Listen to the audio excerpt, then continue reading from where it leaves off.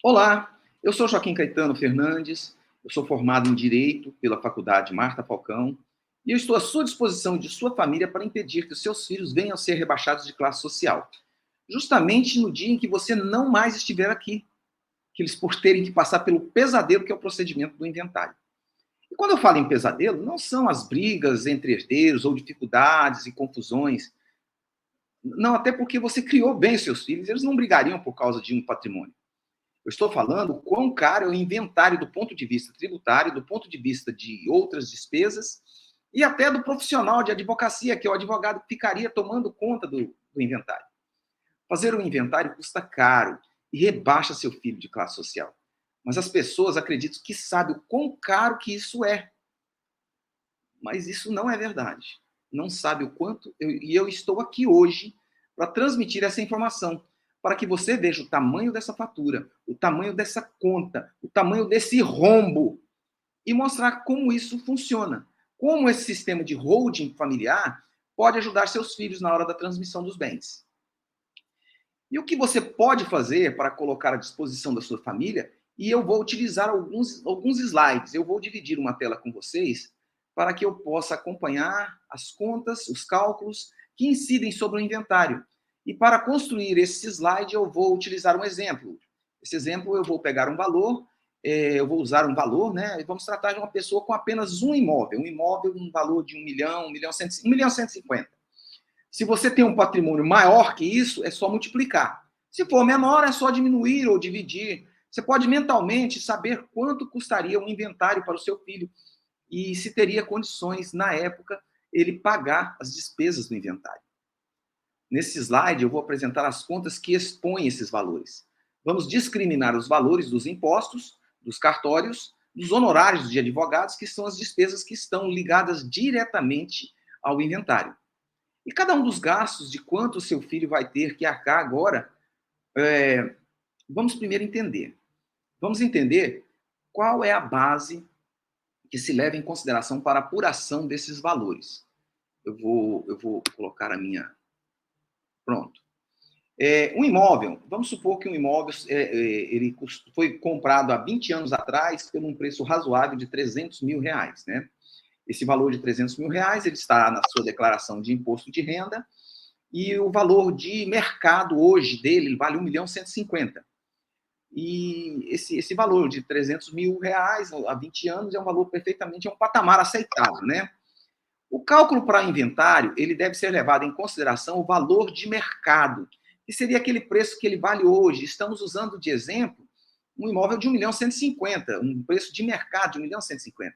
É bom que entendamos essa diferença, porque a gente vai precisar tratar mais adiante nesses slides, tá?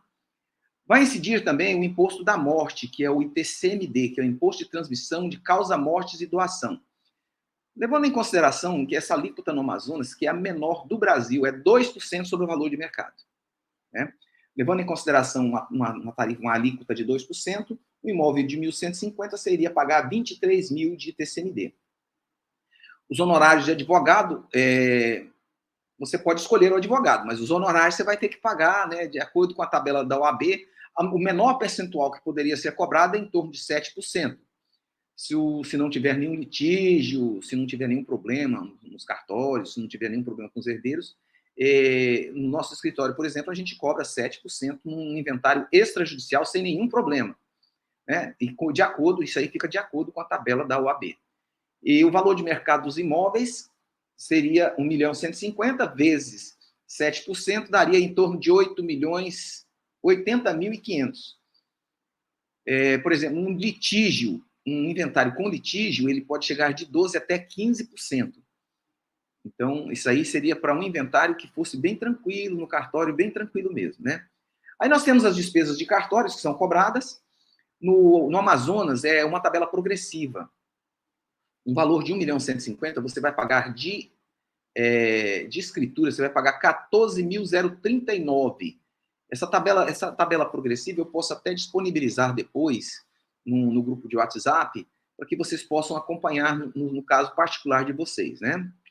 E seria necessário também tirar várias certidões dos herdeiros, certidões dos imóveis, e varia em torno de 1.000, 1.500, R$ 1.000. Vamos colocar R$ 1.000. Isso aqui seria um exemplo que eu estou dando, gente, somente para que vocês tenham uma noção do que custa um inventário hoje em dia. E quando terminar o inventário, você vai precisar fazer o registro de imóveis no nome dos herdeiros que foram transferidos. E esse valor também, de acordo com a tabela de emolumentos, fica em torno de R$ 14.039, que quando você acabar o inventário, você vai precisar registrar no nome dos herdeiros, né? Moral da história. Esse inventário custa para o seu filho R$ 132.578, ou seja, 11,5% do valor do patrimônio. Já está comprometido com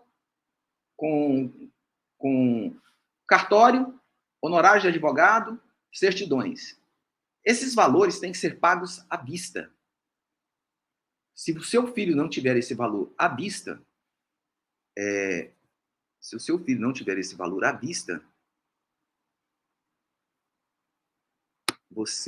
deixa eu colocar isso.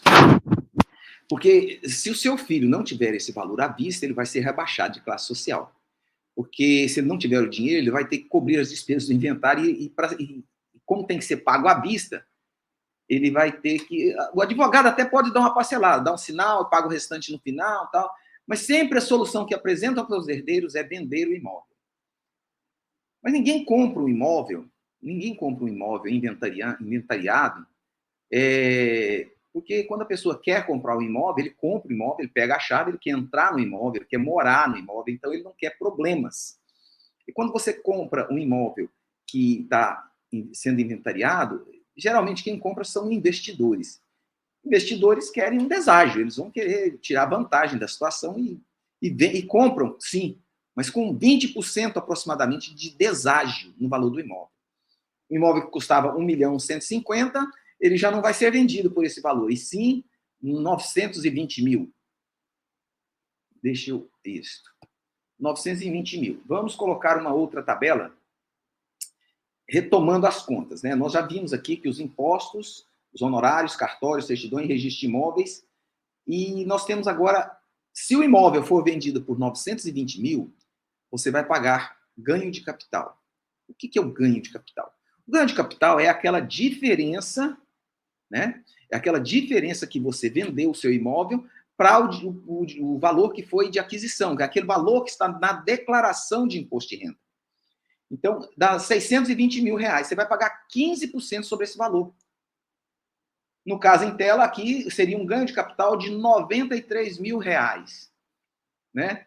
Esse valor você tem que pagar para a Receita Federal e você vendeu o imóvel, você vai pagar 93 mil mais os 132.578, dá um total de 225.578. Então, já estamos num valor de 225 mil com despesas do inventário. Nós já temos essas despesas. Nós vendemos por 920 mil, aí a gente deduz esse valor. 920 mil menos 225.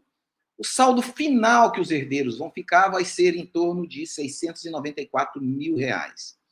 Você vai ter uma perda patrimonial aproximadamente 40%. Este é o tamanho do rombo. Este é a perda patrimonial que o inventário causa em uma família. Esses números que a grande maioria, que a população brasileira desconhece, mas que você está conhecendo agora e conhece muito bem o tamanho do mal que o inventário faz. Quando você diz a seu filho que um dia isso aqui vai ser seu, vocês estão vendo, não é bem assim, não. Porque se você tem um imóvel de 1.150.000, após terminar o inventário, seu filho vende e fica para ele com 694 mil, ele não poderá mais comprar a casa que ele sempre morou. Porque talvez ele não consiga nem morar no mesmo bairro que você mora hoje. Aquele bairro que você mora hoje, talvez ele não consiga nem morar naquele bairro.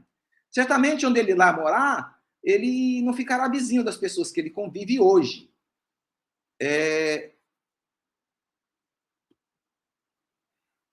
Agora que você percebeu exatamente o tamanho do rombo, o que isso causaria na vida dos seus filhos, eu vou te explicar como isso vai funcionar para a sua família.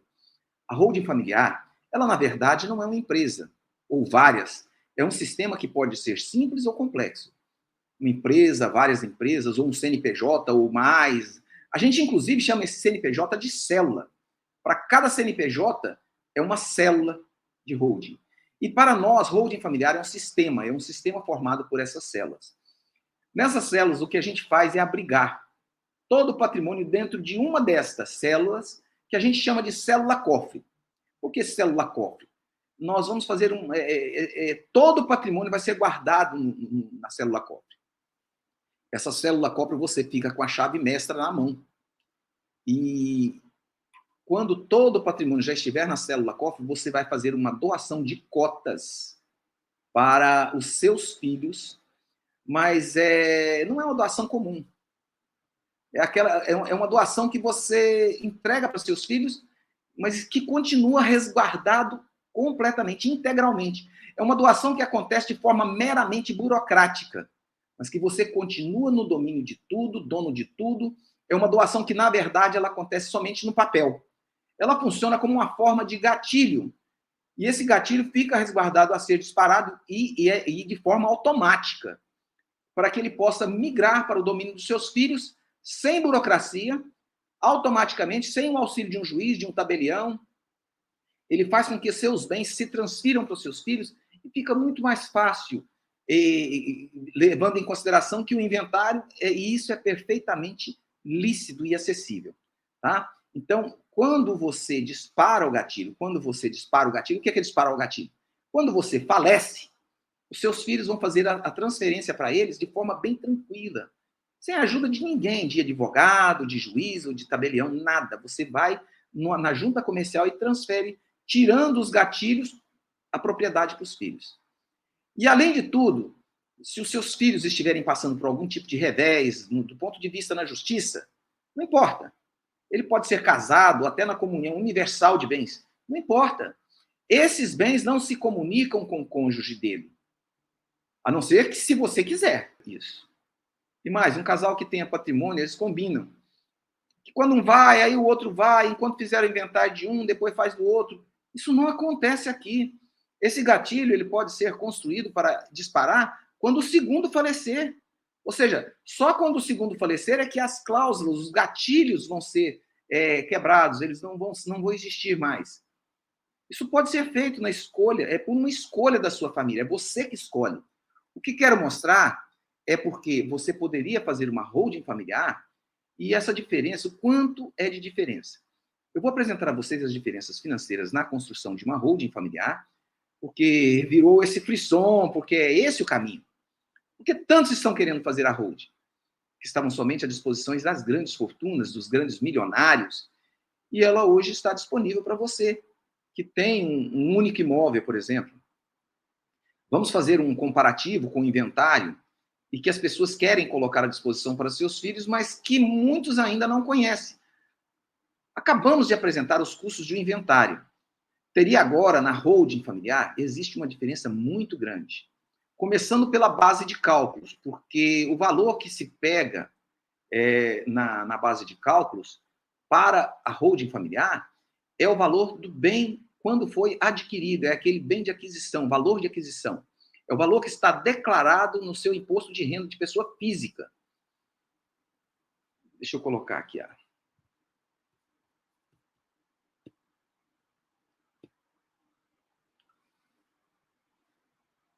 Pronto. Aqui nós temos, lembra do inventário que estava dando 225 mil,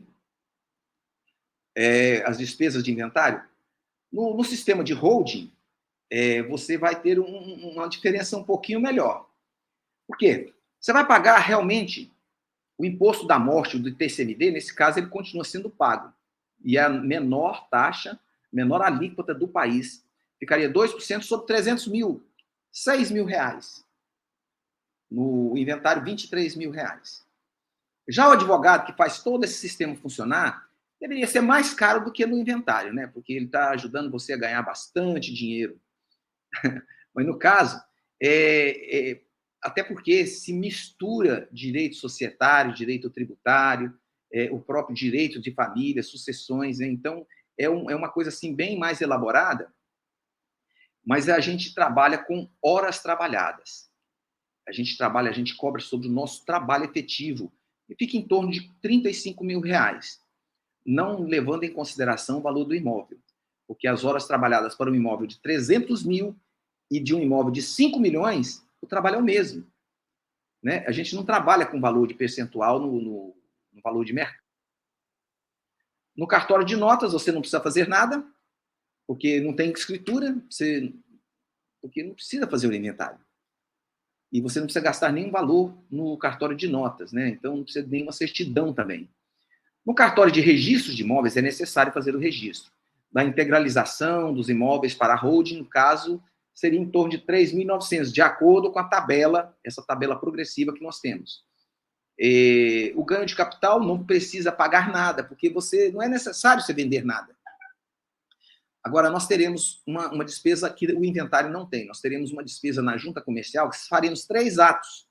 No Amazonas, cada ato está em torno de R$500, então estaria R$1.500. E diferente do inventário, a gente precisa contar com a participação de um contador assistente para participar dos atos necessários, e ele algo em torno de R$1.200. O total envolvido na construção dessa holding vai ser em torno de 47.600, e não precisa vender nada para apurar esse valor. Porque, vejamos, a diferença do gasto total do inventário e o custo de uma holding familiar seria algo em torno de 177.978. Você teria uma economia de 80% em comparação com o inventário. Né? E, detalhe, a diferença é que você continua com o imóvel e você vai ter esse imóvel de valor de mercado de 1.150.000 em suas mãos. Você não tem perda patrimonial. Perda patrimonial aí, nesse momento, é zero. E sabe por quê tudo isso? O sistema cabe no seu bolso. Mas podem dizer também que 47.600 é um valor alto, é pesado, né? Eu não tenho esse valor disponível. Olha, a diferença desse sistema e o inventário é que esse sistema você consegue fazer uma programação de pagamentos. Os valores dos tributos, eles têm que ser recolhidos à vista. Mas você pode se programando fazendo os atos programados com o advogado. Você pode parcelar pagando com mais facilidade. Então, minha gente, o importante é que você não precisa vender o seu imóvel. Nem sequer um tijolo para poder fazer o planejamento patrimonial para a sua família. E poder fazer tudo isso dentro de suas condições, não deixando seus filhos passarem no horror do inventário, com a tranquilidade de dizer para eles que um dia isso será dele. Agora que você conseguiu enxergar a diferença que é entre um sistema e outro, eu vou te contar o que você precisa fazer para poder colocar esse sistema à disposição para a sua família. E ele começa com um desenho, um croquis, para os vários cenários possíveis, cenários de gastos, que podem ficar mais baratos, mais caros, a depender desse sistema. Mas depende também da sua escolha. E você tem uma total liberdade dessa escolha. A gente elabora um croquis e por onde você vai, esse croquis é seu. Ele está debaixo do seu braço, ele é seu. Você pode pegar esse croquis e levar a um outro profissional, ou pode contratar a nossa assessoria para dar suporte para outro profissional. Você decide por onde ir. E se decidir contratar o nosso escritório, você pode procurar um outro profissional para fazer e contratar, não tem problema algum.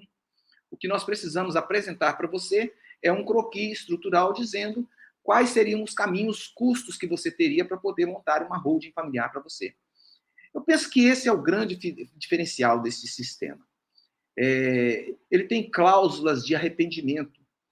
E você pode voltar ao status quo, você pode voltar do zero, você pode voltar ao zero. Não, eu quero desmanchar tudo e voltar como estava, mas, para ser sincero, nunca aconteceu essa situação. Ninguém volta, ninguém desiste de um sistema desse tão bem elaborado, e eu acho difícil usar essa cláusula de arrependimento. Mas pode acontecer também de uma família que teve um herdeiro, um novo herdeiro, que nasceu um temporão na família, né? E se fez necessário modificar uma cláusula e colocar o temporão para fazer parte da holding. Tudo isso foi resolvido. Você pode determinar qual filho vai ficar com a administração da sua empresa, ou para quem será direcionado o imóvel A, ou B, ou C. Por exemplo, se um herdeiro seu mora numa casa no Jardim das Américas, o outro mora no Efigênio Salles. Então, olha, você vai ficar com essa casa do Jardim das Américas, você vai ficar com essa do Efigênio Salles. Então, isso é uma decisão que você faz em família, cada um decide como é que vai ser, isso tudo em vida, isso será a última vontade do patriarca da família. será o último desejo dele, porque você tem um acordo de sócios. Este acordo é que vai fazer tudo isso daí. Você tem um total acesso ao patrimônio. Você pode dividir da forma como melhor convier a sua família, tudo isso é possível, fazendo através da holding familiar. Então, você pode fazer contato conosco, né? Eu já considero que eu passei o recado que eu queria passar a vocês. Você pode entrar em contato conosco, fazer um e-mail dizendo que você pode fazer um contato comigo e nós poderemos retornar esse contato para elaborar um croquis para a construção de uma holding para a sua família. Se você quiser maiores informações, né? Aqui nessa página eu vou dar mais informações a respeito da holding. Seja bem-vindo a essa solução empregada pelos bilionários, né, que é uma largamente empregada nas grandes nações do mundo, Estados Unidos, Japão, Europa, mas que, infelizmente, no Brasil, ela ainda pouco se fala. Mas agora sim, nesse exato momento, em todo o Brasil, nós temos uma equipe de mais de 1.500 advogados trabalhando somente com holding. Nesse exato momento, tem mais de 1.500 advogados fazendo essa palestra, divulgando o trabalho da holding familiar, né? Se você decidir fazer essa grande mudanças, nós podemos fazer o seu croquis para a construção da holding familiar para a sua família. Eu queria agradecer a presença de todos vocês neste momento. Bom, muito